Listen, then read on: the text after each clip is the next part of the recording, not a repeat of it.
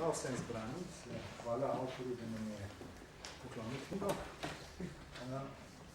Jaz moram najprej, čisto anekdotično reči, moje prvo branje, ko sem knjigo začel brati, sem tudi, moram reči, precej bralc začuden in sem na prvi hip izgubil bralno strast.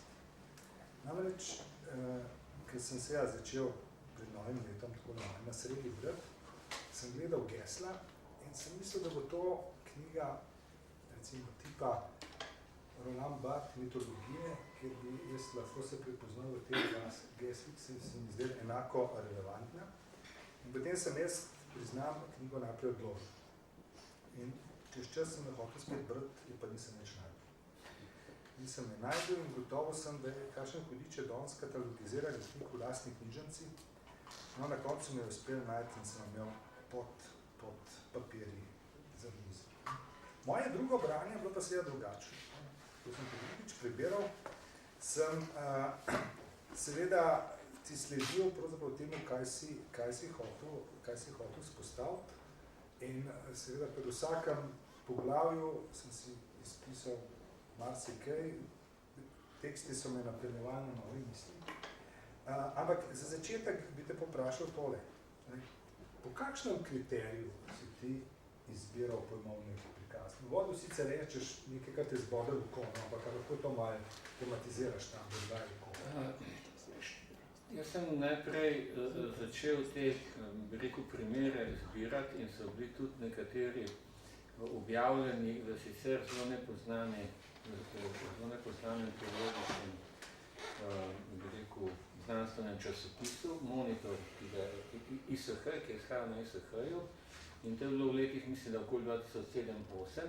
In to iz tega razloga, ker na ISH so prihajali študentje podiplomski z zelo različnih fakultet in je tam se je oblikoval, ne bom rekel žargon, ampak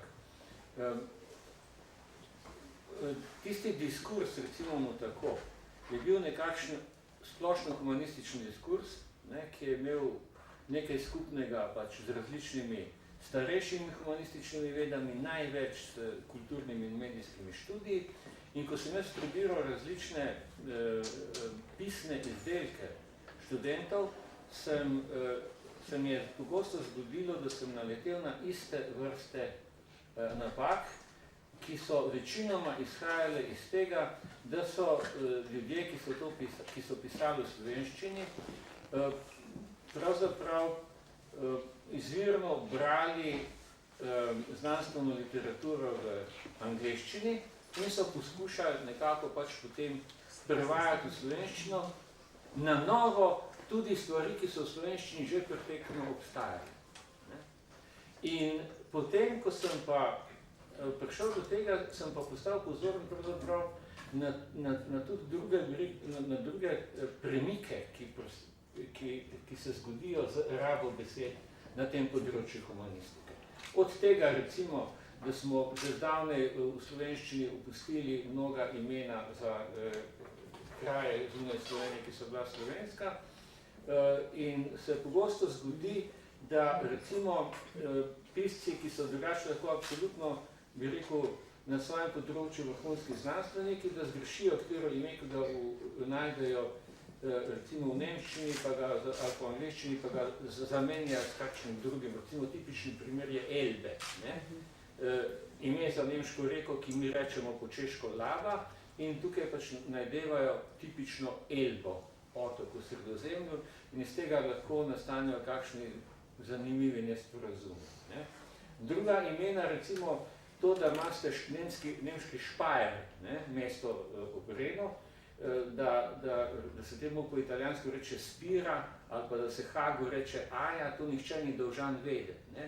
Samo, ko se to zna, je to čisto nepotrebno. Tako se je to začelo. Potem sem pa seveda opazil tudi pojmovne premike, kot to, da recimo absolutno uveljavljeni termini subjekt-objekt, naprimer ljudje ne opazijo, da je vendarle raba malček drugačna v slovenščini, kot pa recimo v francoščini in angleščini. V tem smislu, da recimo vi lahko rečete v francoščini recimo objet ali pa angleško object, ne, je lahko tudi cilj, ne, če pa prevedete nekaj, kar ima to pomeni v angleščino, v slovenščino kot objekt, ste pa naredili neumnost. Ne. Zdaj, takih zgledov, ki so bili prej objavljeni že v Monitorju, je manj kot polovica, slaba polovica v teh. In sem potem pač postal pozoren tudi na druge, recimo, besede, ki se na novo pojavljajo, pa bi rekel na kontekste njihove rabe.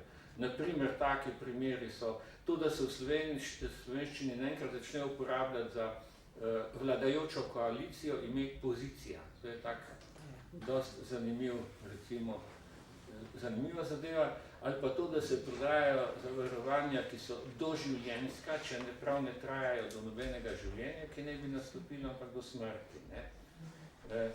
Pa še take druge, ne, recimo, teh najdete v knjigi veliko, da ne bom tega ponavljal. Jaz bi pravzaprav rekel tole še, no, ker sem že za začetek mogoče nekoliko dolg.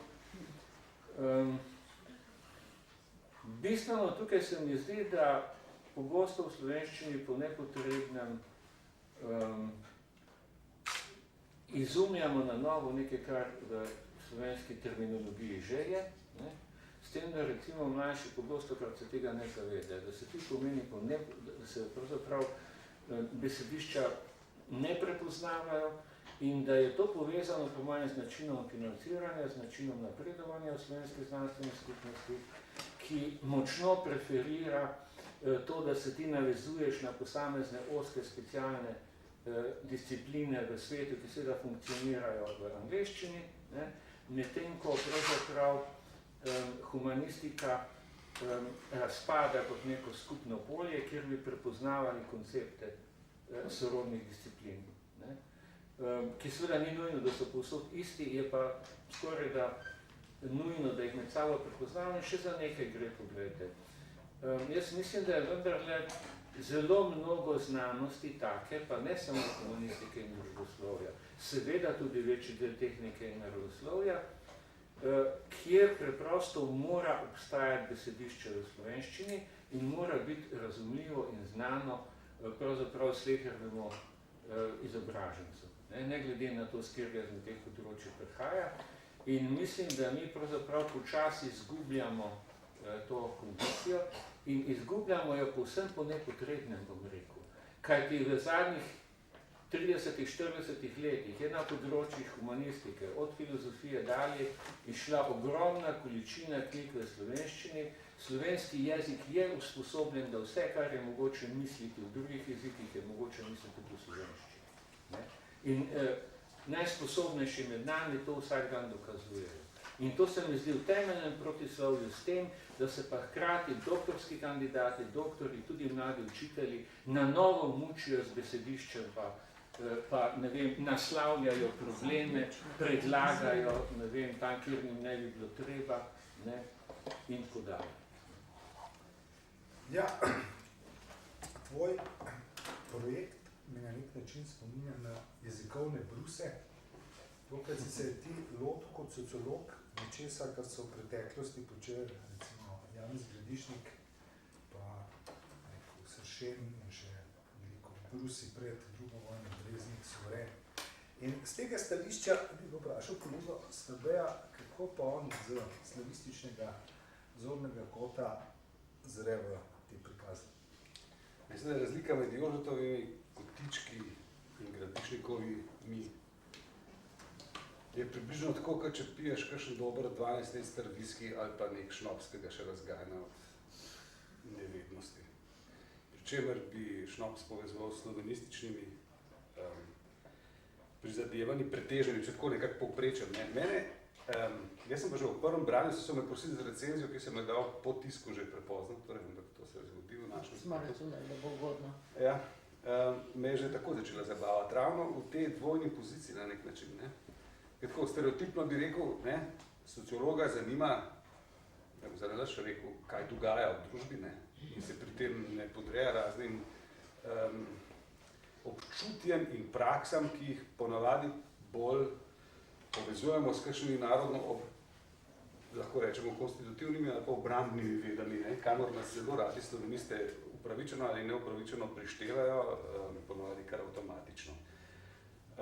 Se mi pa zdi zelo dobro branje ravno za to neko dvojnost, da potreba po mislim, še nekaj bom rekel, ne, marsikdaj te klasični priročniki, brusi, temeljijo na zelo enostavnem označevanju besednega gradiva na pač črno-belo, ne. Brez občutka za kontekst, brez občutka za stil, brez občutka za diskurzno specifiko, brez občutka za, skratka, kontekst.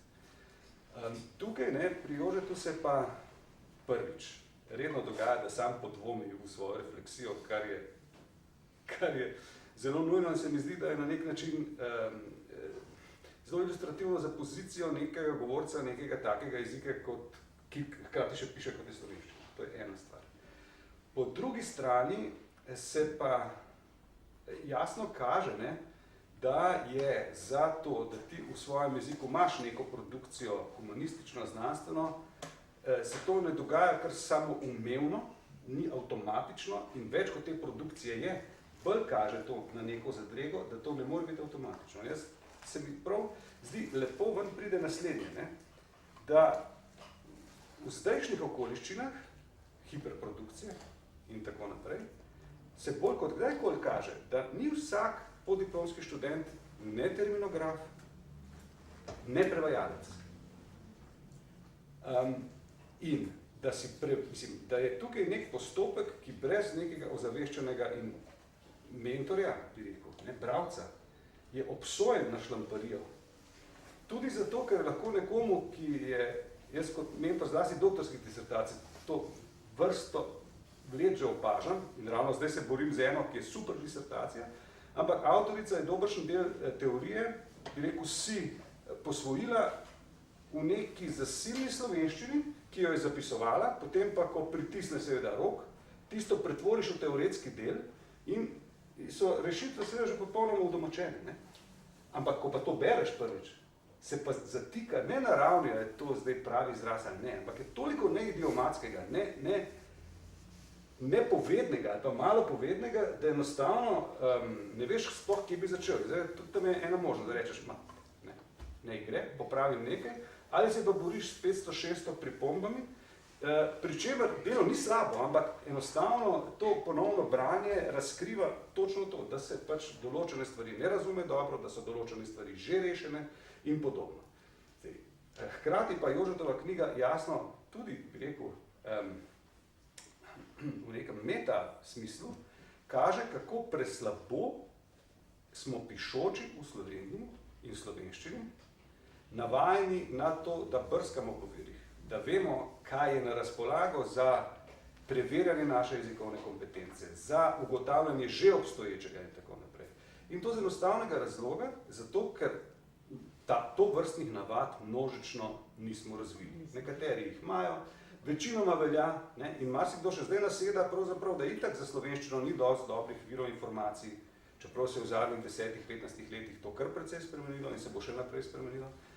In marsikdaj ljudje čakajo na neko, da jim bo nekdo drug uredil tekst, ali lektor, ali terminolog, ne, kot rečeno, ali bo prevajalc, ampak prevajalcev si ne moramo prvošati večina, ne, lektorjev, tudi če si prvošmo, čas dobimo slabše nazaj, zlasti pri takih specializiranih tekstih. Tako da z tega stališča, kaj ne rečem, je to dragoceno delo, ker jasno kaže, da so stvari problematične. Ne. Hkrati jih pa pušča odprte in jih, bi rekel, večdimenzionalno obdeluje. Ne? In zato se mi zdi, da je, bi rekel, bi ga res priporočil v branje sleherniku, ki o teh stvarih razmišlja. Ne? Dodal bi še nekaj, ne? Da so pa te debate že, bi rekel, ne bom daš, to bolj mogoče. Skrat, no, ampak bom začel s Štefanom. Ne? Za Štefana nekateri slovenisti vejo. Jožef Štefan je pač začel s poezijo, tako kot vsak intelektualec v 19. stoletju, najprej malo kakšno pesem napisal, pa tako, v slovenščini. Pol je začel tudi poljudne sestavke pisati. Ko je pa dobil službo na Dunaju na inštitutu, je pa sporočil slovenskemu bralstvu, da bo nehal pisati polilno-znanstvene spise in tam je nek znamenit, terminologi bojo vedeli, nek znamenit stavek, stojim pred vami s celimi kupi nemškega znanja, ne, pa z ne vem kaj, pestjo slovenskih besed, ne, in ponovati tle pika, ne, češ ni bila razvita terminologija, sam to še manjka. Ampak nadaljevanje tega citata je pa tudi tiste besede, ki si jih na novo zmislim, mi 3 jezikoslovci takoj strežejo po življenju, češ, da temu to ni dobro, onemu to ni dobro, tomu to, kam bomo prišli, ne. Se pravi, po eni strani, ne, mislim, preobčutljivost, po drugi strani pa izstop iz jezikovne skupnosti, češ ne bom se zafrkavil. Ne. To je povezano z nekim prizadevanjem za iskanje najboljše rešitve. Seveda se pa stvari spreminjajo, ne, in pomenski premiki so nekaj, kar se nujno dogaja, ampak večina tega, kar Jože tukaj piše, ni noben pomenski premik, sorazmerno lahko rečemo, da je to komunikacijska vsaj neustreznost, če že nekaj pač enostavno šlamparija in napaka. Ne vem. Ja, v izhodišču je očitno tudi pomanjkanje, če rečem temu, respekta do jezika. Se pravi tega, da ne samo, da ko prevajaš, pa misliš, da veš, kaj beseda pomeni, pa veš vsem še enkrat pogledati slovar, tudi do tega, da termine, ki jih uporabljaš, misliš, ne? Skratka, da jih uporabljaš kot koncepte. Zdaj, jaz imam občutek, da prihaja tle poplava.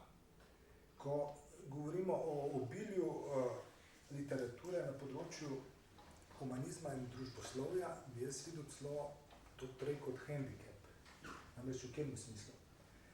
Količina študentov, seminarskih nalog, diplom, doktoratov rapidno raste. In kar jaz opazim, in tudi pri knjigah, ki še prebiram, da v veliki meri dominira žargon. Se pravi, da je kriterij, da si ti zadostil pravilom za kakršnokoli promocijo, da dovolj veš, če uporabljaš nek žargon, da znaš citirati in da na koncu navedeš bolj manj primerno bibliografijo. Ta stvar, ki je za moje stališče ključna, spoznavni učinek teksta, je postala v resnici sekundarna.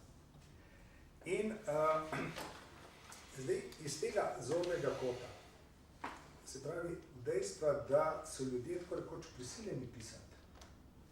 In ker so prisiljeni pisati, je pravzaprav edini razlog, da pišejo, da zadostijo tem formalnim pogojem. Potem pravzaprav v sami v sebi niso imeli nobenega razloga, tega radoživega, zvedavega, da pišejo. Ne? In potem se njihov jezik spremeni v prazno latovščino, pa recimo, lahko rečemo tudi univerzitetni diskurs, iz tega nastane. Kaj je tvoj pogled na to?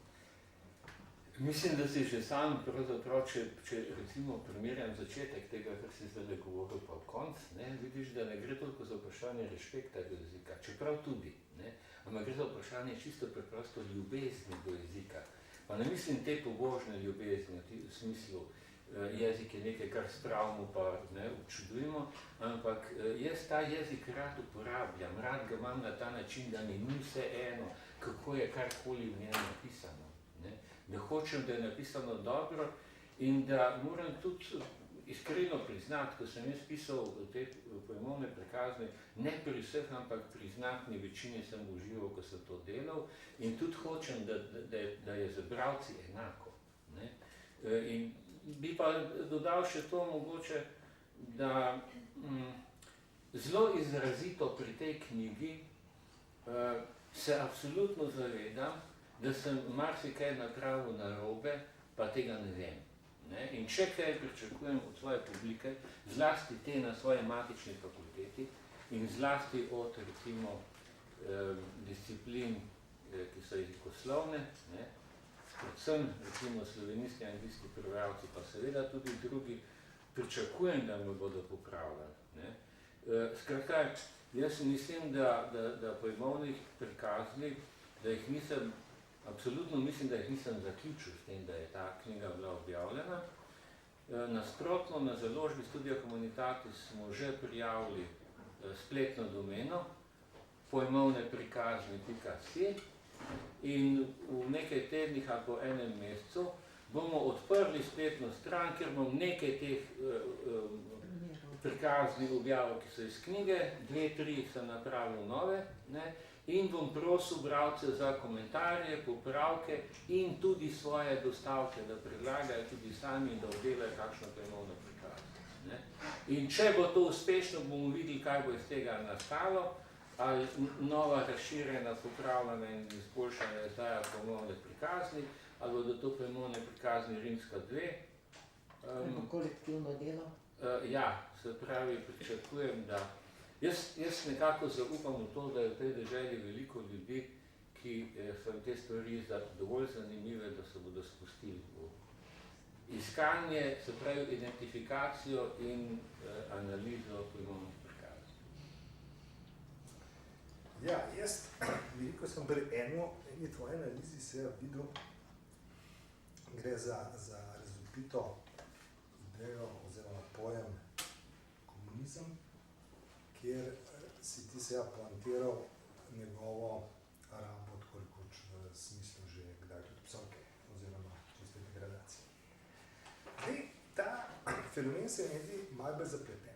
Namreč, navzlic temu, da je seveda ideja Marxovega komunizma merjenja razrednih bojev popolnoma kot koncept gre na druge topike, je samo dejstvo, da režim, da si ravno ni uporabljal izraza, da gre za komunizem, kot ti potrebuješ za socialistično družbo, so pa sami člani stranke se pa vsekakor imenovali komunisti.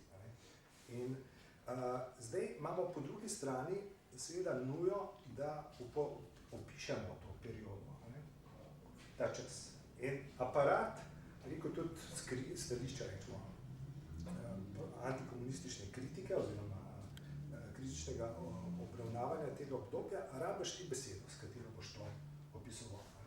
Obenem je pa seveda res, da raba, ki je daleč od koncepta danes. Ampak hkrati se pa z terminom, ki se tako razširi, zgodi nekaj podobnega, kot če vzamemo ekologijo. Ekologija je bila pojem, ki je bil na nek način revolucionaren. Danes je seveda zbanaliziran, da ti vsak izdelek, cel biznis prodaja pod pojmom eko-kozarc naprej.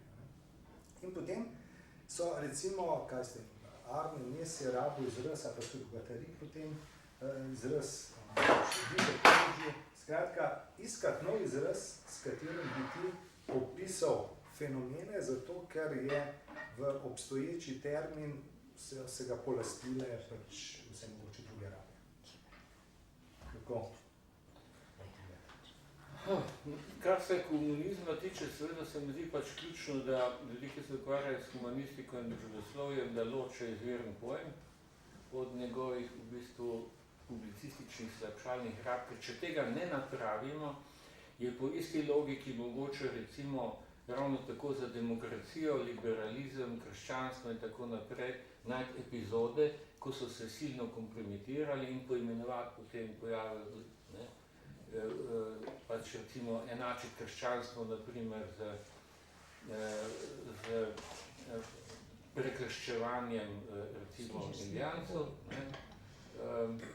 demokracijo seveda.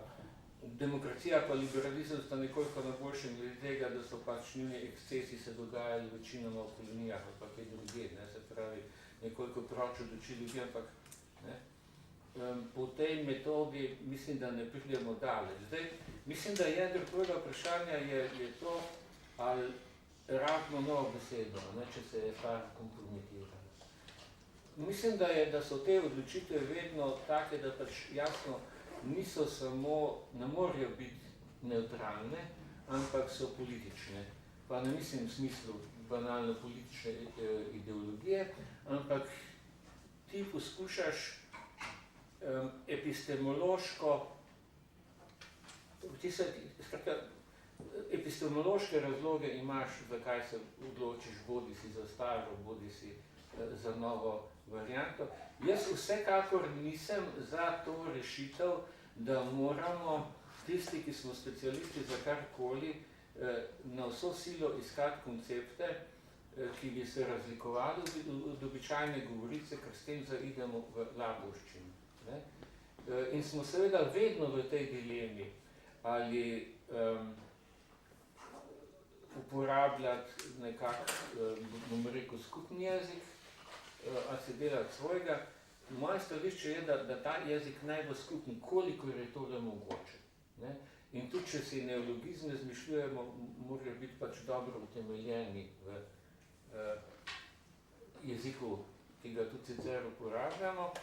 Mislim pa, da nas nič ne more rešiti pri to dilemo v nobeni humanistični disciplini, da moramo pač nenehno pojasnjevati, kaj mislimo s konceptom, ne? Če je to pač beseda, ki se jo delimo z drugimi. Tako je in na tem ni nič slabega. Ne?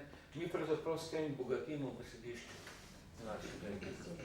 Bogatimo izrazne možnosti vsake posamezne besede in njihove kombinacije.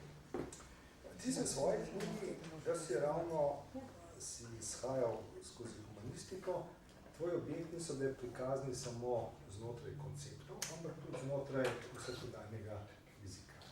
In zdaj mogoče en moment, ki ga sem jaz v tej knjigi videl, je vsekakor poskus zgodovine semantike. Skratka, historični slovar in za kolego Stabeja bi vrgel zdaj vprašanje v to smer, kako vidi on. Konec konca definitivno obstaja v slovenščini en hud manko. To je, da ni slovarja sinonimov. Slovarja? Ne, se ne strinjam. Oziroma, jaz mislim, slovar sinonimov je lahko seveda zelo dragocen, ampak lahko je pa prava pokora ravno z tega stališča ob nezavedanju kontekstualnih vrednosti besed. Lahko slovar sinonimov naredi veliko hudo komasacijo neželeno semantičnega polja. Jaz bi rekel, da v slovenščini enostavno manjka množica virov zaenkrat, čeprav se stvari izboljšujejo, da bi lahko ne samo v slovarski obliki, ampak tudi iz konkretnih kontekstov opazoval različne rabe različnih besed. To se že nastavlja, recimo je tudi korpus starejše slovenščine 19. stoletja in tam zlasti pri tistih bolj pogosteje rabljenih besedah lahko jasno vidiš, dokdaj je kaj bil sinonim, kdaj se potem specializiral, ne vem. Če danes gledaš češki film, pa vidiš na koncu učinkovali so, po češki, pa rečeš, to pa nas malo hec, kako je učink, pa delovanje je bilo nekaj časa sinonimno, pa se je potem pomensko specificiralo in podobno. In tudi o teh stvarih sorazmerno malo premišljujemo, zlasti množično, še humanisti, kaj šele kdo drug. In to zavedanje, da se pomeni tudi spreminjajo, vrtijo okrog in tako, to je sorazmerno v slovenistiki, razen pri specialistih, je sorazmerno redko. Strukturalizem je tukaj prinesel slovenski jezikoslovni strukturalizem, ki je tak rahlovaški strukturalizem, ker bolj verjame v določene stvari, kot je izvirni, je tle tudi prinesel hude nesporazume, da ti lahko računaš neke, recimo pri besedotvorju, neke podstave besed, ki so historično nastale zdavnej že in pridobivale in izgubljale pomen, da ga na nek način na novo izumljaš, kot da ni bilo preteklosti, to je porazna zgodba. Ampak jaz, to je dobro vedeti, biti radovedni. Pri nas je ljudi sorazmerno malo, po moji izkušnji, jezikovno radovednih, zelo veliko je pa jezikovno strastnih. Vsi imajo svojo jesenice in Olimpijo, svojega golfa ali pa Opla, kot se je včasih rekel, ker ga že, golf ali pa da je Astra prej bil pa kadet. Mislim to, da navijaš na nek način. In to, kar je Stavida rekla, respekt, je rekel Bernard, ti si rekel ljubezen do jezika. Vse to je metafora, seveda. Jaz mislim, da mora biti ljubezen do tega, da hočeš ti se razumljivo izraziti. To ne pomeni preprosto, ampak razumljivo. Da ti ne farbaš vaško skupnost s tem, ko si župnik, pa govoriš nekaj konceptih, ki te noben ne bo prijel za to. Pri nas v humanistiki, jaz za jezikoslovje lahko rečem, je več kot tretjina produkcije nerazumljive namenoma. In je ne moreš parafrazirati, ker lažje parafraziraš, zdaj bom karikiral, lažje Šalamuna parafraziraš, kot pa neko jezikoslovno razpravo o ne vem čem. In tukaj se mi zdi zato, ker je popolna aroganca do tistega, ki razume. Zato, ker računaš, študenti se bojo tako na pamet naučili. Zdaj, filter je pa ta, da tisti, ki pa se nauči biti tak cesar z golimi oblačili, tiste pa na konju. Tiste pa veš kako. In meni se zdi to mučno, zato ker si tudi nihče ne upa priznati, to so cesarjeva oblačila non plus ultra. Nihče si ne upa priznati, tole je pa navadno nakladanje. Jaz vidim, kako, mislim, to je moja obsesija, se upravičujem za tiste, ki so to vse slišali, ampak meni se zgodi, da študenti slovenistike v drugem letniku, recimo samostojni slovenisti, imajo referati zgodovine knjižnega jezika, recimo o prevajanju Biblije, in govori, to se mi je letos zgodilo, več časa govori o ekumenski izdaji, in tako pa vprašam po 3 minutah, lahko prosim poveste kolegicam, ker sem skoraj pričal, da vejo, kaj to je ekumenizem, kaj to je ekumenski. Pa čakajo, da mine, da bo, ne vem, da bom jaz pozabil, da vejo, kaj je ekumenizem. Govorijo 4-5 minut o ekumenizmu in ekumenskem in niso pogledali kamorkoli, se meni sem kam pogledali, pa vprašali mame, ali ne vejo, poročajo. In to je pojmovno prikazno. In se mi zdi, ne, kar tukaj manjka pravzaprav, pa ni to tvoja pomanjkljivost, ampak fakt je, da pojmovne prikazni so v lastnem jeziku najhujše, ker tam se zdijo pa udomačeni, ne, tam se zdijo pa izvirni ta plemenski govorec, ne, da tam je pa vse dano, če je dosti visok, pa če ima dosti titulno. In tukaj se mi zdi, da je tudi v evropski jezikovni politiki zanimivo, ne, da se da zelo natančno meriti, koliko kdo zna nekega jezika kot tujega jezika. So krasni te, mislim, fajn načini, ko so se začeli pred nekaj leti meniti, da bi vseeno mogoče tudi kakšne take kazalnike za prvi jezik, kar je filozofsko in sociološko gledano seveda samomor že vnaprej, veš, se je točno to izkazalo, po nekaj letih ogorčenih debat so kompletno pustili to debato, ne? Zato, ker seveda tam nikoli ne moš nekemu plemenitemu, bi rekel, niti ne kmetu, ampak bi rekel rusojevskemu nekemu divjaku tam reči, ti pa ne znaš jezika, če je on rojen v ta jezik in vsi te koncepti. Tako da jaz bi predvsem te pojmovne nekako razširil tudi na izvirna dela, tam, kjer nikogar ne citira, se vidi, da bo tam tudi zanimivo zrcaliti. Zanimivo, jaz veliko opažam en novorek, predvsem v politiki, ampak tudi v kulturi, da najdemo zasledovati cilje. Zdaj smo nekaj, da ga ne razumemo. To pomeni, da cilj nekje teče, jaz ga pa vse čas zasledujem. Dobra prispodoba. Ampak, kaj to je? Jaz sprašujem, zakaj tako intenzivna raba? In ugotavljam, da je pravzaprav genialno. Če bi jaz namesto zasledovanja ciljev rekel, moram izpeljati te in te postopke, da pridem nekam. Izpolniti cilje. To pogoje, potem sem jaz opazen. Me vidijo, me lahko kritizirajo, lahko vidijo, kako sem uspešen. Ko pa jaz rečem, da karkoli počnem v funkciji zasledovanja ciljev, je seveda stvar končana. Tega se ne da misliti. Skratka, da imamo eno serijo izrazov, sintagem, ki nam pa funkcionirajo ravno v smislu zaslepljevanja. Oziroma, potem te bo vprašal nekaj. Nedavno smo dobili naposled odličen prevod, oziroma prevod odlične knjige Viktorja Klempererja, Govorica Tretjega rajha. Meni se seveda zdi, da tako kot je Tretji rajh vdahnil te nacistične konotacije besedam, ki so pomenile predtem popolnoma so imeli na druga polja, si ti razmišljal, da mogoče tudi ta naša zgodovina prinesla neko obliko govorice, pač rečemo temu, govorice starega režima in česa, kako že No, moja bi rekel, tista disciplina, s katero so se največ ukvarjali v prejšnjih desetletjih, je sociologija medijev in komuniciranja. Ne? In kar me tako zelo pravzaprav preseneča, je to, da so v tej družbi izgleda večinoma ljudje popolnoma zadovoljni s tem, da je komuniciranje samo sebi namen. Ne opažajo, ne? Da je pravzaprav jedro komuniciranje pragmatično. Ne? Se pravi, da hočem mislim dosegati neke cilje, ne? In da je pravzaprav še tako majhen govorni poseg, še tako majhna izjava v intersubjektivnem polju, je vedno poseg v razmerja med ljudmi.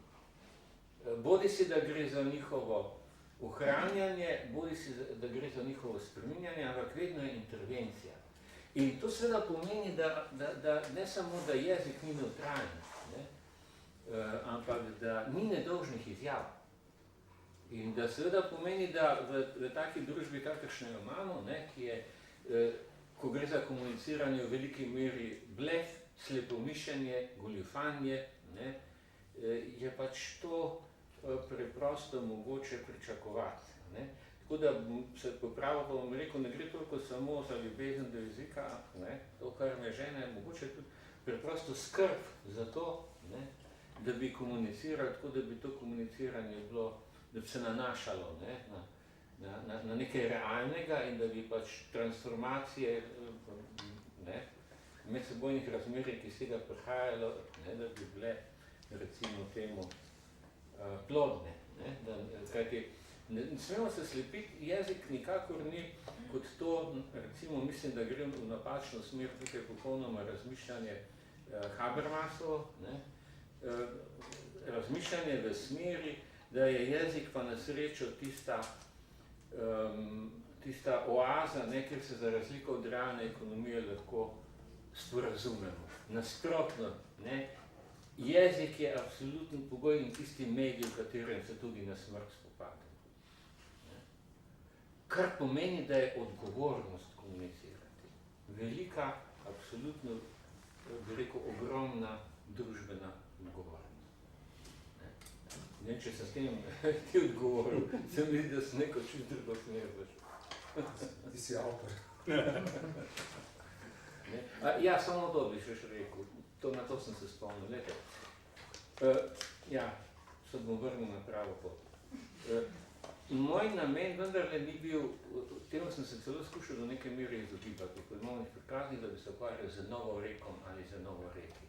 Kajti to je neskončno podjetje. Ne? In bi zahtevalo posebne, bi rekel, oblike skupinskega boja.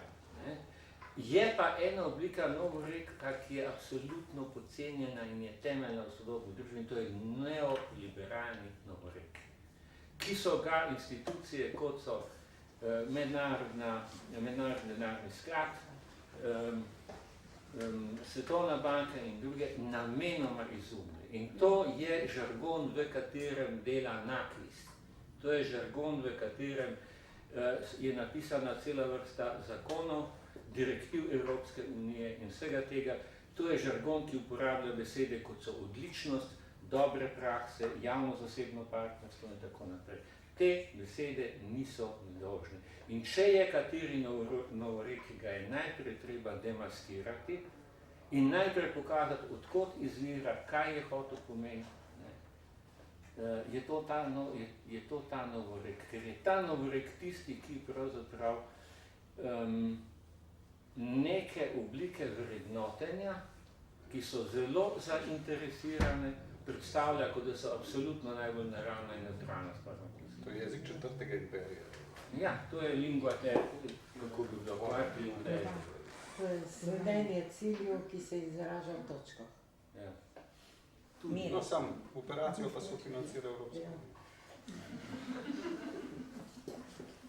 Ja, čeprav od tega, ki poveduješ, jaz mislim, da gre v veliki meri za vprašanje odsotnosti mišljenja. Skratka, ko naletiš na termine odličnosti in vse ostale, je seveda prva, da prvo premisliš, kaj bi s tem smaknirati, oziroma kako lahko vidiš. In z tega stališča imamo mi tudi celo zgodovino terminov. Meni zdaj en izjemno neugoden, ki je zelo popularen, je lahkotnost uporabe besede fašizem.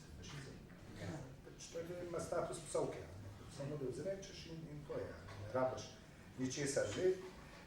Reč, ki je pa zanimiva, primer, ki si ga dal, ko si omenjal vprašanje Boga in pisanje z malo in veliko začetnico, in si ti seveda izpostavil tvoj rešpekt do verujočega, ampak stvar je izjemno zanimiva. Jaz sem šel gledati v Slovarja. To pravopis leta 50 pozna veliko, pa malo. Če pa pogledamo pravopise leta 38 pa 20 Brezni Premovš, tam je samo velika. In če gremo nazaj pred Teršnik, ugotavljamo, oziroma ves ta čas pred drugo vojno, najdemo celo izraze, ki se bi zdaj čudil, z Bogom, ker je Bog z veliko. vsak bog je tam z veliko, mislim, bog, ki ga uporabljamo. Ne? Namreč, tudi če rečem, recimo z bogom v ljudskem jeziku, se vse jasno, se ne mislim Boga nasploh. Ne mislim Boga, pa tudi, hočem reči, pripadam tej tradiciji tega krščanskega Boga. Je pa seveda en moment, ki je pa meni vprašljiv, ko si ti postavil respekt do verujočega kot kriterij. Zdaj, če bi vzel pri besedah princip, da imamo nekaj spoštujemo, nekaj verjamemo, potem bi lahko tudi ime predsednika pisal, če malo radikaliziramo. Z malo veliko, kar to pomeni, da sem kritik, se ne strinjam z njim, pisal z malo. Skratka, to vprašanje veliko pisanja z veliko in malo v primeru Boga se mi zdi, da je bila zelo partikularna ideološka situacija v Jaz tega nisem tako, razlog, moja pojmovna prikazna je pomontirana pravzaprav takole.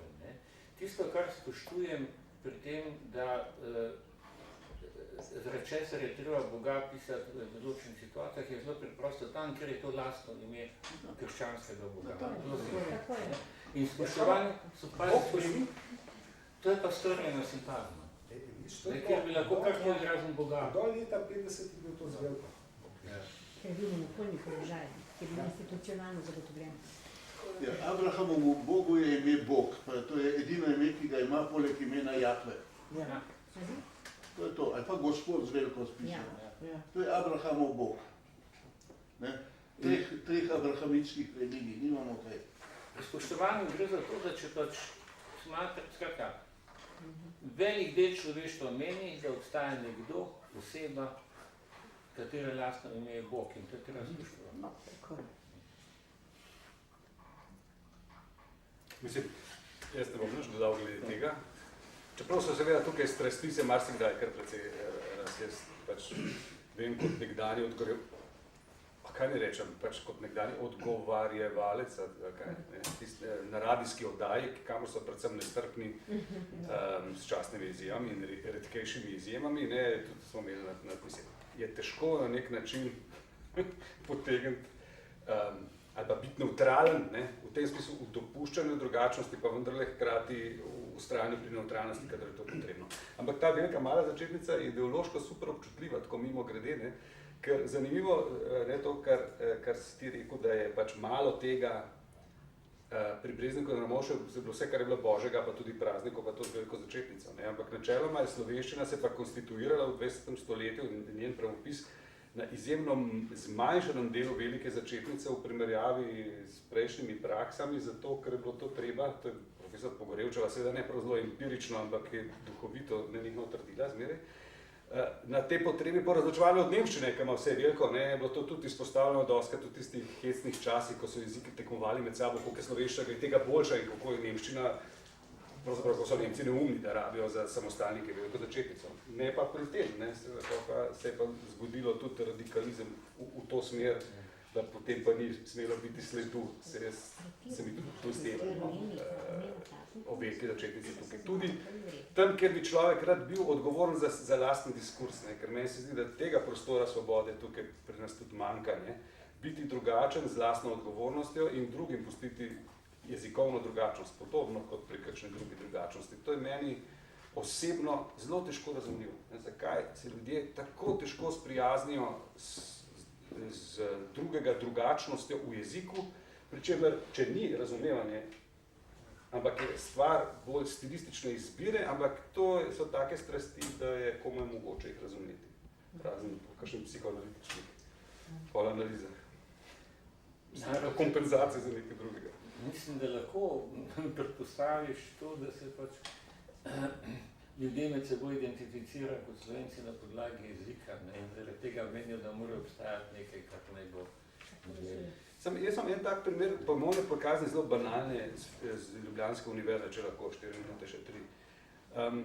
Pač tam imamo naš center za slovenščino kot drug jezik in na univerzi, na posklopi univerze se marsikaj dogaja. Enkrat pridem lani v vežo in piše tako velik napis Staff Training Week, pač pa gor. Gor pa piše zbornična dvorana desno. Očitno je nek seminar v okviru nekega projekta, kjer so imeli staff training week. In jaz sem imel pač ta refleks, ne, porka, duš, ne, in sem, kaj, toliko težko, ne, zakaj, ne, pa zdaj pa sem mislil, zakaj, ne, mislim, a je to, zdaj nekdo rekel, nič, ne bom slovensko, zato, ker ne maram ta zaplankana slovenščina, in sem prišel do druge hipoteze, da staff training week, če imaš takole, ne moreš enoumno prevesti v slovenščino, ne, da bi moral malo razmisliti, in tega nisi vajen. Kaj je to zdaj?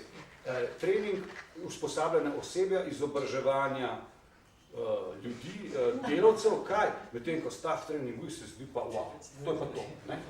In si tudi predstavljam, da kontekst tak, da imaš ti nek opis nekega projekta, kjer imaš ti, vsi vemo, ne, une kazalnike take drugačne, in vse to v angleščini razpravljaš na pol, se vsi razumemo, nekako ima, ja, kdaj bomo imeli staff training week, najprej bo v Ljubljani, pa v Rigi, ne? Aha, staff training, ne znaš.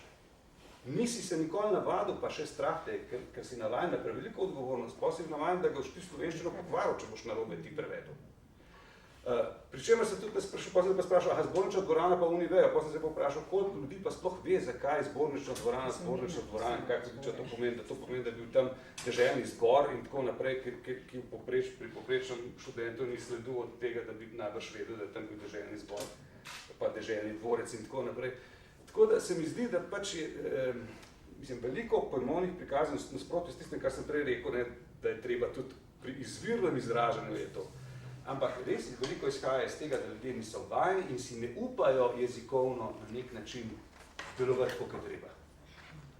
In poj pa beg v angleščino je pa super, nekaj tam se ti pa zdi, da nimaš te strašne te neke odgovornosti, pa še te seksi termine še lažje kar posvojiš, pa je kvaliteta, pa je sledenje ciljem, pa ono in pol, ko se naučiš tako nakladati, pa vidiš, da se to splača, kje je prostor za upret se, ne? Zdaj, če nisi sam bogat, pa če nimaš kakšne bogate žene ali moža, jaz ne vem, mislim, se moraš prilagajati, moraš lagati pri stočkovanju, moraš lagati pri poročilih, moraš lagati, tako kot pri sam. Čeprav pri izbiri besed, je še za en fenomen zlasti v publicistiki, kjer je ideja pa naloga produkcije količine presega pravzaprav vsebine, v katerih bi avtorji lahko papirjali. In kaj se dogaja? Ti moraš dati en pečat tekstu. Pečat tekstu daš, če ne drugega z invencijo, daš nove besede, uporabiš voyeurizem, uporabiš konzumerizem, karkoli, lahko bi uporabil tudi kot koncept. Ampak recimo, tukaj pa uporabljaš samo zato, da je to tvoj avtorski prispevek, kar je že mogoče še posebej kdaj očitno v kakšnih gledaliških kritikah. Ima pa v resnici problem, ker ves čas pišeš o istem dogodku na nek način. In si moraš pravzaprav izmišljati izraze, s katerimi boš posplošil ali ne, ampak to je vsekakor ta hiperprodukcija vpliva na, kaj pa pol najlažje v hiperprodukciji, skratka, ne da bi razmišljal o jeziku, da bi, ne vem, tehtov izbor besed, ali pa sploh pogledal, kaj ima zapovedati, si pač, ja, pišeš, plačan si po številu besed in to je to. Mislim, teh diskurzov je veliko, od strokovnih, ne, z meni je bil nekaj časa zelo priljubljen arhitekturni diskurs, ne. Mislim, ko kapitan enega perja, ne, mislim, tako, pa zdaj seveda pa nevarnost, ne, druga pozicija, ta Breznikovski, pa še prej, ne, Janežičevski, da mora za Slovence biti vse preprosto napisano, ne, pa neč kaj dosti preveč sposojen, pa to, da bomo mi to nekako, ne. Ker dejansko niso, mislim, medijski prostor se tudi razvija postopoma, se to, ne, naši kolegi na FDV glede jezika dobro raziskujejo, ampak meni, recimo, ko sem jaz prvič videl, da je večina anekdot v časopisju po letu 1848, anekdot, vicev in tako naprej, v slovenskem časopisju, je bila razloženih, ne, najprej je bila pač anekdota ali pa vic, pa je bilo, to je smešno zato, ker niso vedeli, a zdaj, mislim, kakšno bralstvo zdaj imajo Hudiča, ne, ali bojo oni razumeli, ali ne bo, mislim, v tem smislu se mi zdi, da včasih premalo sebe dojavimo kot neko dinamično skupnost, kjer nam enih stvari več ni treba, da bi se lahko drugim posvetili, ne, je pa hiperprodukcija taka, grozna, to je pač od akademskega, publicističnega do kakšnega drugega sveta. Tisti milje je bil najbolj poseben. Skratka, mogli so razložiti, kaj pomeni vic. Hkrati sem imel pa znotraj teksta, recimo citat v latinščini ali pa nemščini, ki ga pa niso razlagali, so pa predpostavljali, da pa bralci tisti ga že razumeli, te preprosti pa niso ga sploh znajo brati, ali razumeli. No. Ja, Zdaj smo nekako prišli pred koncem. Mislim, da profesor Debenjak ima željo ljudi. Ja. Če me že vlečete za jezik, pa vi, ne, recimo pogledajte, cela vrsta stvari v jeziku deluje že precej dolgo časa. Zanimivo, recimo, jaz sem se s filozofsko terminologijo dosti ukvarjal, pa me recimo zmotilo to, ker v vsakdanjem jeziku nenehno govorimo o kakovosti česa, pa da je nekaj kakovostno ali pa kvalitetno. Kvaliteta filozofsko pomeni, kakšno nekaj je, nič ne pomeni, da je dobro. Ne? V vsakdanjem žargonu se pa nenehno pripoveduje, da tisto, kar ima kvaliteto, da je dobro. Ne, to je recimo en proces, ki deluje še danes naprej, skratka nenehno se stvari takole na ta način spreminjajo. Potem recimo, kar zadeva žargon. Zakaj je bilo treba Schäublejev Šparn prevesti v slovenščino za tisto, če bo se v angleščini reče austerity? Zakaj temu rečemo varčevanje, tako kot Schäuble? Ker to ni varčevanje. Varčevanje je, če zbiraš nekaj, zato da boš nekaj kupil. Daješ na stran, si ustvarjaš prihranke. Če pa stradaš, zateguješ pas, pa to ni varčevanje. Stoji nemški pregovor, ki pravi, da umreti od lakote ne pomeni varčevati. No in cel kot drugih takih stvari je. Vprašanje inkompetence je pa ena od bolezni pri nas. Prva stvar je ta, k tem akademskim navadam, jaz bi citiral to, ker mi je enkrat v Djekšah smo bili na univerzitetnem izletu univerzitetnega sindikata takrat in je Janez Milčinski takrat pri mizi rekel, govorilo se je o nekih stvareh, ki so izhajale na pravni fakulteti, pa pravi, ja, sej to je tako, Janez pisal, Janez čital. No, skratka povedal je to, da ljudje tistega, kar so napisali njihovi kolegi, preprosto ne berejo. In ta bolezen seveda je obstajala takrat, obstaja še zdaj. Zaradi tega seveda tudi argumenti, ki se povedal, skratka, takole zdaj v temle omizju se slišijo, ali pa se slišijo recimo v manjših krogih, medtem ko javnega učinka pa nimajo. Ravno zaradi principa Janez pisal, Janez čital, kot je to rekel sin velikega slovenskega humorista. No in tako, to so inkompetenca deluje na splošno. Poglejte, recimo, odprete časopis, zavite si, poiščite, najbrž še imate četrtkovo delo. Pa poglejte so znanstveno stran, pa poglejte, kaj je soproga ustavnega sodnika, ki stalno piše o znanosti, in se vedno vidi iz tistega, kar piše o znanosti, da pravzaprav ne razume, kaj povzema. Tokrat je pa krona vsega skupaj, ko govori o žuželkah, dveh žuželkah tardigardi, in tako naprej in tako dalje. Zadoščalo bi, ko bi gospa odprla Google, pa bi pogledala, kaj so tardigradi ali počasniki, in bi bilo vse jasno, in bi nam prihranila tisti svoj prispevek, v katerem je narobe to, da se živali gleda pod mikroskopom, ker zadošča lupa in tako naprej. Skratka, take vrste nevednosti so na dnevnem redu. In nikogar ni, ki bi na te nevednosti preprosto opozoril, ni nobene kritike, kritika krivica kriminal, to je ta zgodba. Na ta način seveda jasno potem tonemo v nevednost,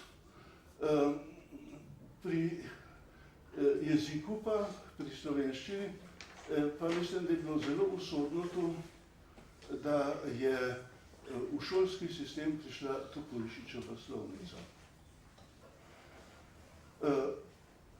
Slovnice tega tipa imajo domicilno pravico v znanosti, niso pa uporabne za edukativne namene. Nemci so imeli 5 toporišičev različnih, vsak je imel drugačne koncepte in nobenega od teh toporišičev niso uvedli v šolstvo. Pustili so jih na področju znanstvenega diskurza, kjer so merili svoje razmišljanje. Eden od njih je recimo izjavljal, da pravzaprav Hauptwort v stavku ali glavna beseda v stavku ni samostalni, kot se reče Hauptwort, ampak da je to glagol. In si predstavljate, kakšna džungla bi bila, če bi to trditev upeljali v javni diskurs v šolo. Tje ne spada. Skratka, treba je te stvari vendarle na način ločevati, to je tista zgodba, ki je tukaj. A pa vzemite recimo naprej žargon. Ne vem, morda ste opazili, sem pozoril na to, kako so ustvarili popolnoma nefunkcionalen homonim k besedi prebežniki v slovenščini stara več kot 150 let, pomeni je kak za nemški Überläufer, to se pravi nekdo, ki iz ene armade prebegne v drugo armado, to je prebežnik. Nakar tudi nadoma dobimo za te begunce, ki bežijo pred vojno, izmišljen izraz prebežnik.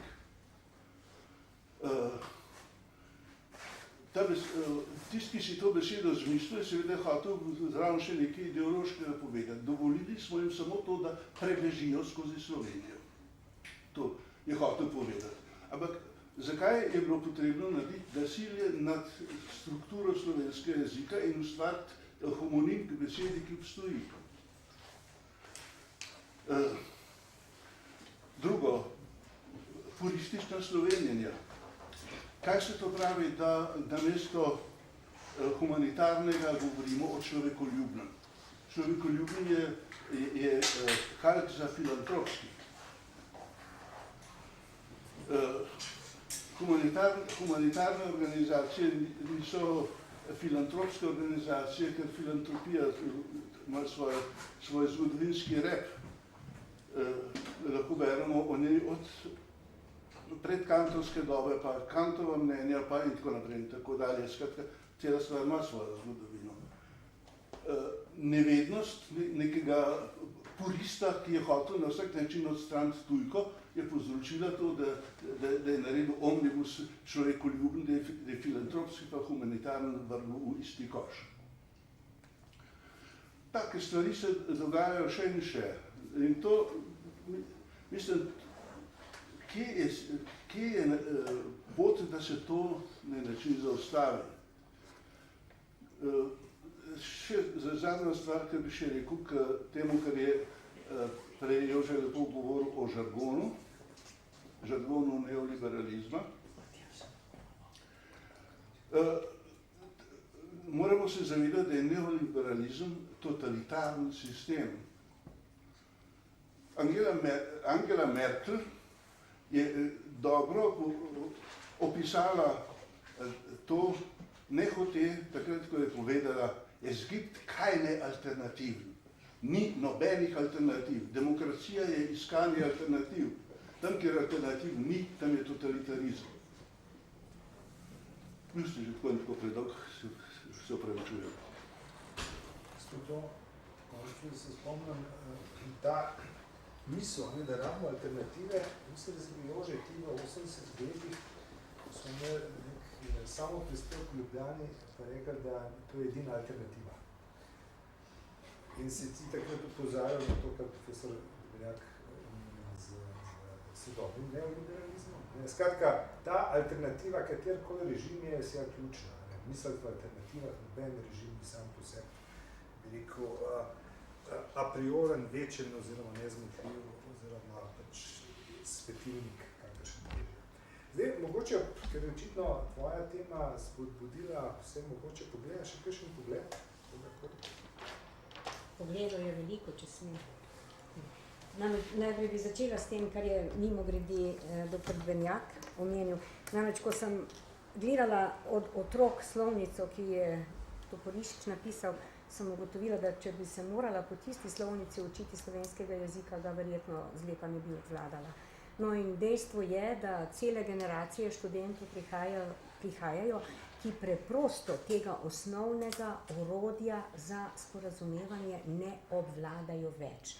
Torej imam obilo izkušenj podobno kot Jože Vogrinc, torej avtor dela, ki ga moram prebrati, žal ga še nisem, čeprav komaj čakam, da ga bom.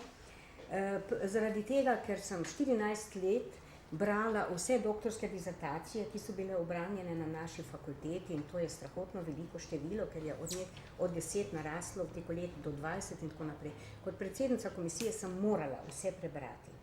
In sem doživljala kar naprej, da sem si mnogokrat morala prevesti tisto latovščino slovensko nazaj v angleščino, da sem ugotovila, kaj približno tisti avtor ali avtorica sploh misli. Torej, anglo-slovenščina je pravzaprav postala prevladujoči način izražanja v doktorskih dizertacijah. Zdaj, čem je problem? Problem ni, da si ne bi upali. Problem je v tem, pravzaprav pogosto, da so po eni strani tile postdiplomci oziroma doktorski študentje, študentke, zelo postali neodgovorni, torej mislim, da je odgovornost, kar si omenil, zelo pomembna. Neodgovorni so postali tako do pojava, ki ga raziskujejo, kot do tistih, ki bodo bodoče rezultate brali. Torej, jaz sem vedno zahtevala, tudi ko sem sama recimo bila mentorica, če se, in to je bistvo dizertacije, da moraš do nečesa novega priti, nekaj novega odkriti, potem pomeni, da moraš to znati v svojem maternem jeziku tudi izraziti.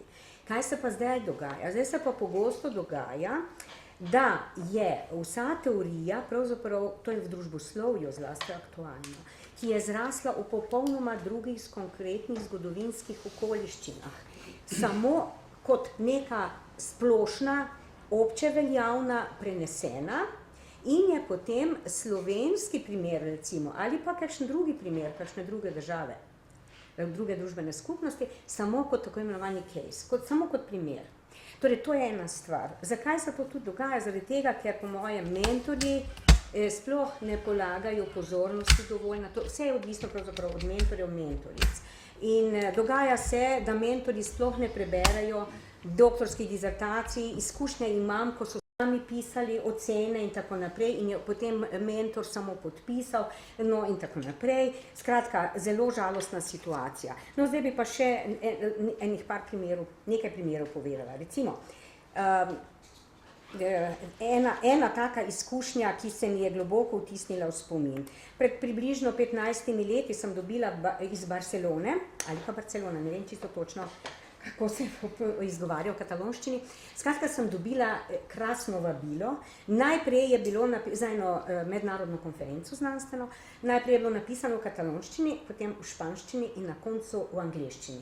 In pri katalonščini je bila zvezdica in od spodaj pod črto vabila je bilo napisano: mi, Katalonci, smo zelo ponosni na svoj jezik in zaradi tega ga uporabljamo na prvem mestu.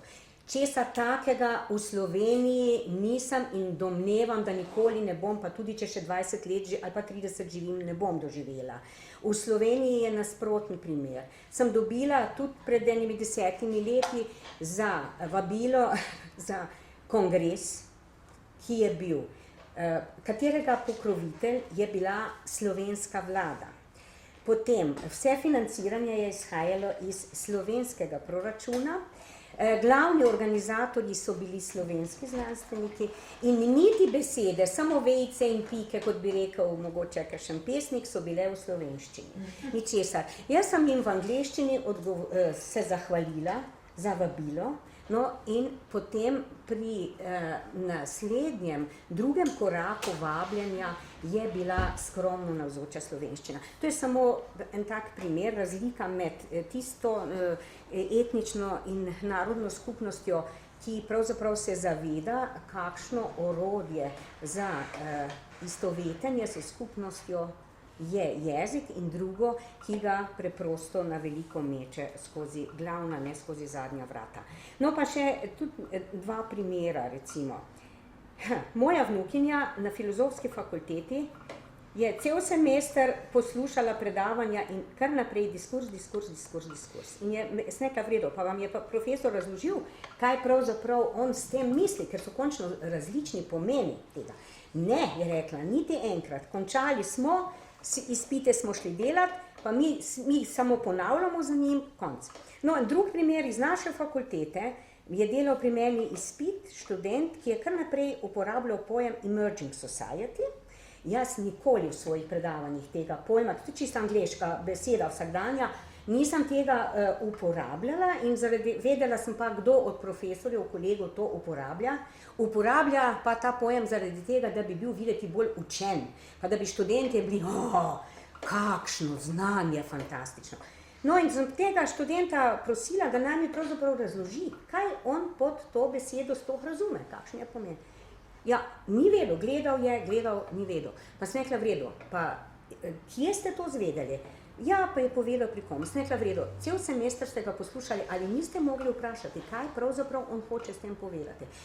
Mislim, to je samo eden od primerov, teh je ogromno, ko se učeči niti ne potrudijo, in tega je res veliko opažam, niti se ne potrudijo, da bi poskušali vsaj razložiti, pojasniti, kaj pojem pomeni, ampak ga zaradi tega, da bi dvignili svoj položaj v tej hierarhični lestvici, kar naprej uporabljajo.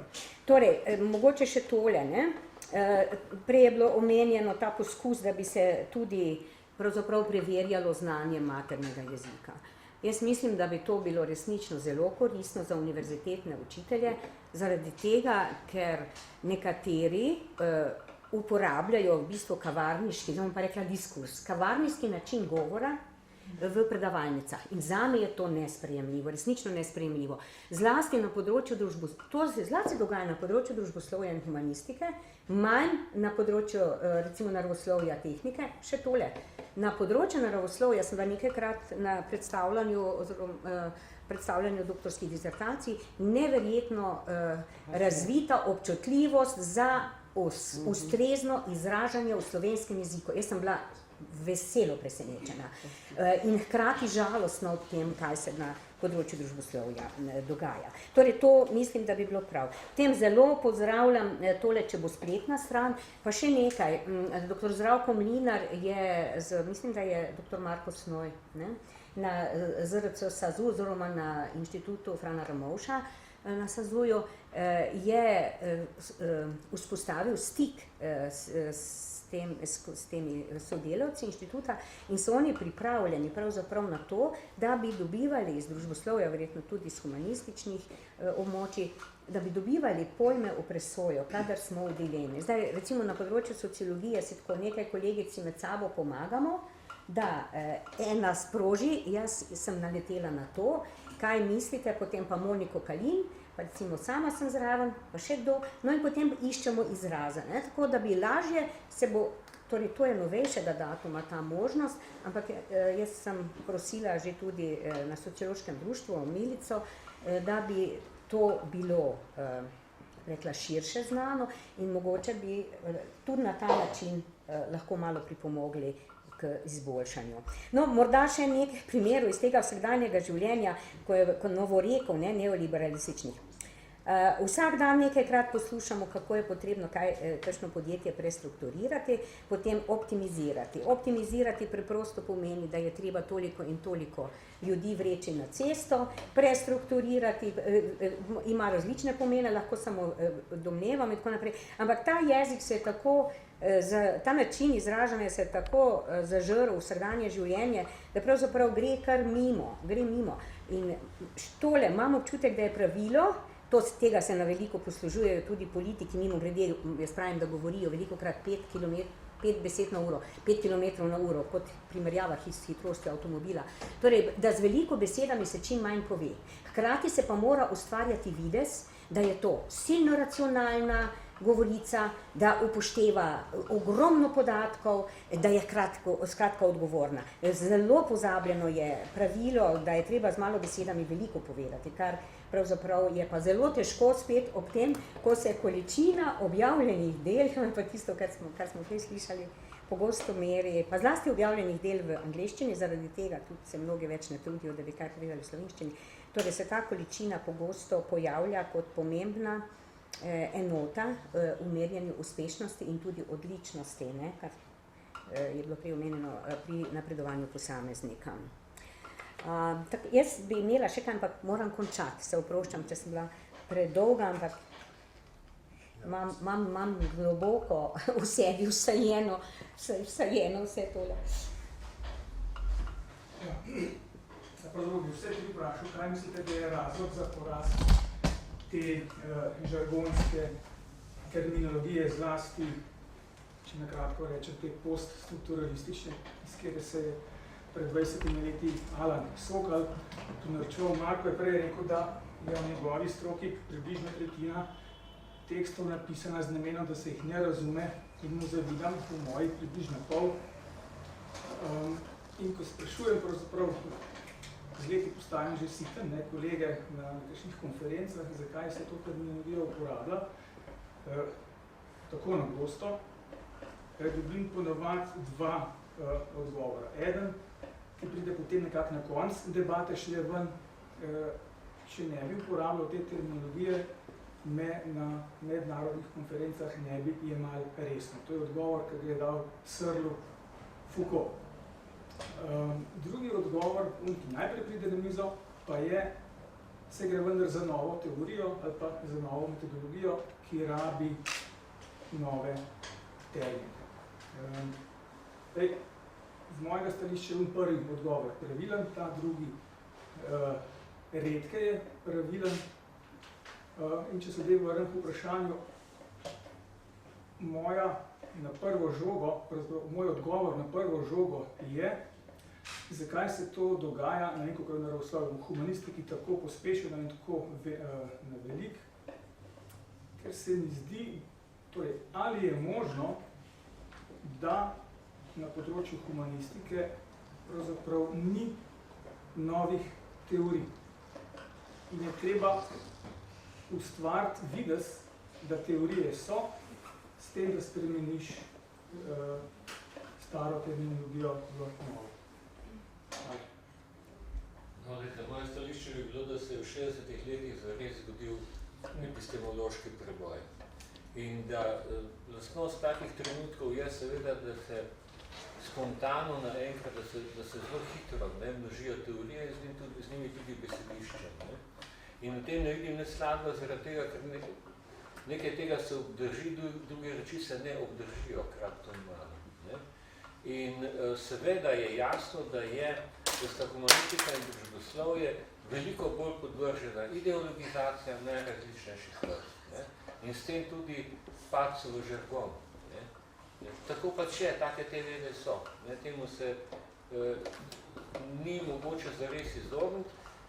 In mislim, da je seveda nekako reakcija na takšna obdobja v znanosti potem obraten smer.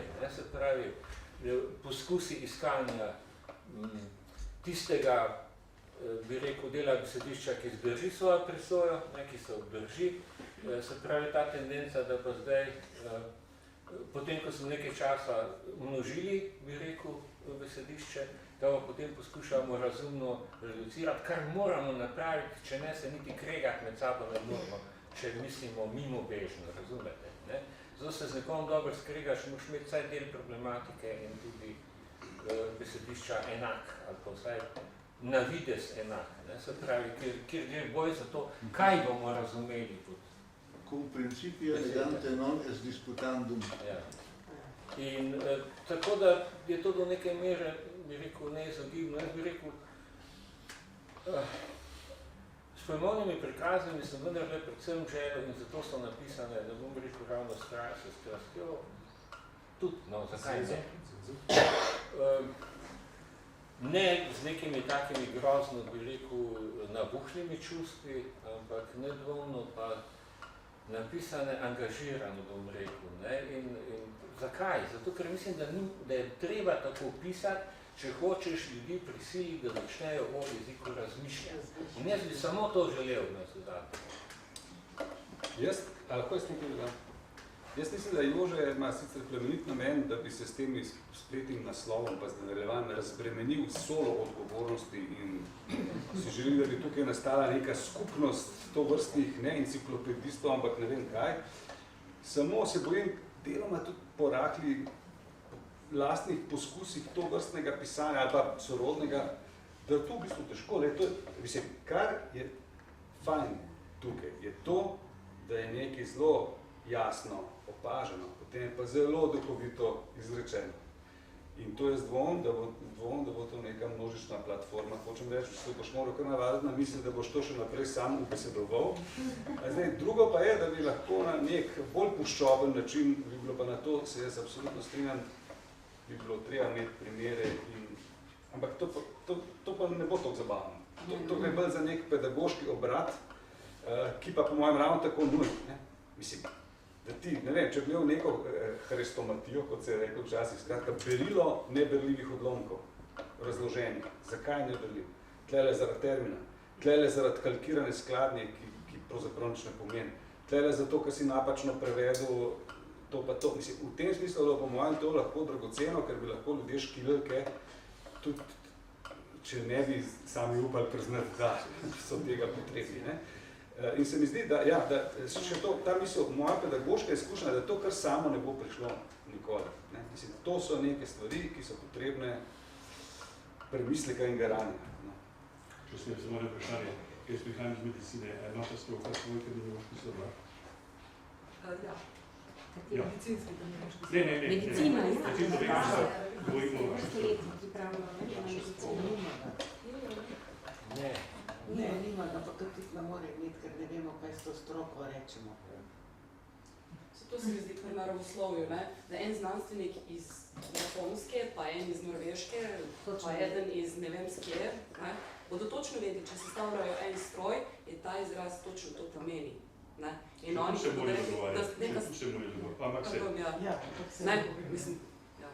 In ko bodo prišli, če ta stroj ne bo delal, se bodo vsi skupaj usedli in skupaj iznašli nekaj. Se mi zdi pa na temu našemu področju družboslovja je skozi neka fušija, tekmovalnost. Mislim, jaz sem študiral dol na Primorski univerzi. Mi smo dobili 10, ko si dobil, če si določenega antropologa ponižal, ker je on pozabil takrat nekaj pa nekaj navesti. Zdaj, okej, valjda smo, in to se je vedno, in mislim, skozi neka fušerija in tudi pri diplomskih nalogah, magistrskih, mentori v bistvu zahtevajo tebe, da uporabljaš njihovo terminologijo, njih citiraš in so bili tudi užaljeni, če jih nisi, določeno. Zdaj, ne vem, to sem jaz Jaz bi se strinjam z vami, marsičem, jaz spomnim naše mantre pred 30 leti, ko je Kos ničemu rekel zvrstni kmet vrsta, in pa si mora preklet paziti, ki je odgovarjaš. Koncepte pa bilo hodilo. Po drugi strani so pa študenti tudi predkani. Jaz vem, da če sprašuješ, pa ne gre dobro, potem slišiš za povratno informacijo, da zahteva točno določene definicije, pa neči čez. Če si ti vprašal, kaj je človeško bitje, pa mu reče, ne vem kaj, to je mes, rastlina, ne vem kaj, pa reče, ne, to pa ne drži, aha, hočeš točno definicijo. Tukaj je veliko tega nekega prometa, prepisovanja odgovornosti, projeciranja. Vse definicije eno bilo pa prav določeno, če to pa to... Ne, poznam to, se jaz tudi zahtevam se dogaš. Glede, moja začetna pozornost je šla takim pojmovnim prikaznim, ki so, recimo, temu večdisciplinarne, se pravi, da nastopajo v več različnih disciplinah in kjer je seveda povsem legitimno, da lahko različne stvari pomenijo, iste besede v različnih disciplinah. Hkrati imate pa recimo seveda znotraj, ne vem, družboslovja in humanistike seveda zelo običajna situacija tudi ta, da imate ne samo različne paradigme, kot se temu ne povsem točno vedno reče, ampak da imate tudi preprosto zelo različne šole in prepričanja in vsaka sili v tem smislu svoj žargon. Tako da to je... To v slovenščini, kot rečeno, jaz pogrešam tole, da mislim, da je znanstvena politika že desetletja taka, da stimulira ljudi za to, da silijo vsak svojo nišo in da je ta niša, da se sporazumejo v angleščini. Da zaradi tega če boste pogledali v sklep knjige Pojmovne prikazni, je eden od mojih sklepov v tej knjigi ta: slovenska znanstvena skupnost ne obstaja. Mislim, jaz lahko rečem, smo hoteli pred nekaj leti slovenisti prijaviti skupen projekt, literarni vedniki pa jezikoslovci, pa smo ugotovili, da je to zelo težko, ker bi morali interdisciplinarni projekt prijaviti. Mislim, tako, se po svoje logike, In na ARS, namesto da bi ti interdisciplinarni projekti imeli prijetnost, se jih daje kot nekaj obrobnega na stran. Kaj pa zadeva take besede, ki imajo mnogo pomenov, vzemimo samo besedo povratnik, ki se pravkar pojavlja v slovenščini v napačnem prevodu filmskega naslova. Ker Revenant je tujka, ki tudi v slovenščini obstoji, pomeni povratnika iz groba in ne kakršnega koli povratnika. Drugače imamo povratnike v geografiji, potem imamo povratnike, ki so prišli iz neke tuje dežele, imamo povratnike, ki so ponovno zagrešili kaznivo dejanje, tako da ni treba zdaj še na to še enega izraza obesati. Jih imamo že prej zadost. Velika potreba po humanistični polemiki, ampak z ozirom na čas, seveda se jaz publiki zahvalim za čuječnost, avtorju za delo in se vsem priporočam, ki knjige niso še brali. Ali lahko kupimo zdaj? Ja. Lahko, da je več izvod. Jaz se pa vsem zahvaljujem za potrpežljivost z mano in za vašo dobronamerno udeležbo. Hvala. Bravo.